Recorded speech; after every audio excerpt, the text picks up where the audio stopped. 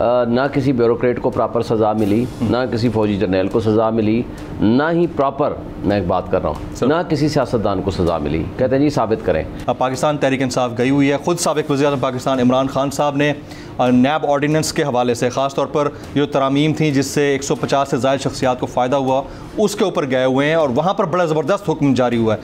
कुछ अगर डिटेल्स हैं तो शेयर करें हमारे साथ, और कितना इंपॉर्टेंट है ये?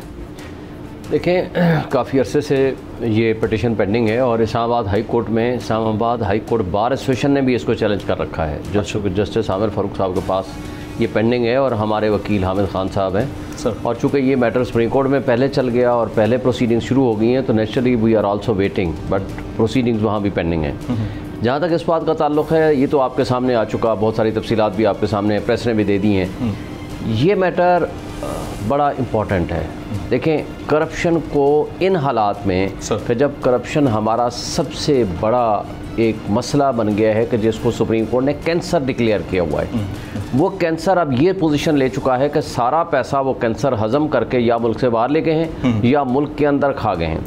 अब इन सख्त क़वानीन के होते हुए भी ना किसी ब्यूरोक्रेट को प्रॉपर सज़ा मिली, ना किसी फौजी जर्नल को सज़ा मिली, ना ही प्रॉपर, मैं एक बात कर रहा हूँ, ना किसी सियासतदान को सज़ा मिली। कहते हैं जी साबित करें। इस सब कुछ के बावजूद भी अगर इतनी करप्शन है, तो जब ये नैब लॉ जो अमेंडमेंट इन्होंने की है जो कि पर्सन स्पेसिफिक है, एक एक बंदे का केस सामने रख के इन्होंने लॉज को अमेंड किया है। अब ये जो कल वाला ऑर्डर था, आपको याद होगा कि जो ही आए इन्होंने पहले 3 काम किए। सबसे पहले अपने आप को ECL के नाम से अपने आप को निकाला, नैब लॉ को अमेंड कर दिए और प्रोसिक्यूटर्स बदल दिए और तमाम तफ्तीशी अफसरान को बदल दिए। नैब लॉ को चैलेंज हो गया, हमने भी कर दिया, PTI ने कर दिया, इमरान खान साहब ने, वो उस चल पड़ा है सुप्रीम कोर्ट में, बेंच 1 उसको सुन रहा है। सुमोटो कोर्ट ने नोटिस दिया इसमें, चीफ जस्टिस ऑफ पाकिस्तान ने, और on the request of some other जजेस, और उस पे उन्होंने फिर ECL में जो इन्होंने अपने नाम निकाले, रूल्स एकदम बदल दिए, सारा कुछ किया, उस पर कुछ उन्होंने इंस्ट्रक्शन दी और साथ ये भी डायरेक्शन दी कि जो आपने तफ्तीशी अफसरान बदल दिए हैं, जो आपने प्रोसिक्यूटर्स बदल दिए हैं, जो पेंडिंग केसेस हैं, वो भी वापस करें। तो इसका मतलब है कि सुप्रीम कोर्ट ऑफ पाकिस्तान इसमें बड़ा कंसर्न है और उस कंसर्न के ऊपर ये जो कल वाला ऑर्डर आया है, क्योंकि वरना तो आप, इसका मतलब है कि जो करप्शन हुई है वो लेजिटिमेट करा दी। साल की मेहनत है तफ्तीशी अफसरान की, नैब की, और उसके अंदर जो प्रोसीडिंग्स हुई हैं और जो उसका रिकॉर्ड इकट्ठा किया गया है, जो एविडेंस कलेक्ट की गई है, तो इसका मतलब है अगर उसको रद्दी की टोकरी में डाल देना है आपने, तो फिर देन देयर इज एंड कि आपने फिर करप्शन को, तो फिर आपके पास कोई ऑप्शन ही नहीं है कि करप्ट लोगों को रोक सकेंगे। और फिर वो भी मेगा करप्शन केसेस में, क्योंकि नैब में तो केस ही वो जाते हैं जो मेगा करप्शन के केसेस हैं। मेरा ख्याल है कि ये बड़ा इंपॉर्टेंट है और सुप्रीम कोर्ट को ये भी उनके नॉलेज में है। देखिए, उन्होंने जुडिशल नोटिस लिया है कि ये सारा रिकॉर्ड डिजिटलाइज भी कर दें, क्योंकि ये ज़ाया ना हो, फाइलें ना जला दी जाएं। जरदारी साहब के खिलाफ जो पिछला NRO हुआ था, उसके बाद सुप्रीम कोर्ट ने जब NRO को ख़त्म किया और कहा कि सारे केस रेस्टोर कर दो, उस केस में एक्विटल उनकी इस बात पे हुई थी कि वो सारा रिकॉर्ड ज़ाया हो गया जी, किसी ने ज़ाया कर दिया या कर दिया गया। लेकिन एक बात और TV पे सुन रहा था कि पटिशन फाइल हो गई है कि जरदारी साहब के खिलाफ जो अपीलें फाइल की गई थी नैब ने, वो सारी की सारी उन्होंने 3 या 4 जो भी हैं, उन्होंने इस्लामाबाद हाई कोर्ट में पटिशन फाइल कर दी है कि जी आप यूजलेस हैं इन केसेस को चलाना, हमें वो अपीलें वापस करने की हमें इजाज़त दी जाए। ठीक।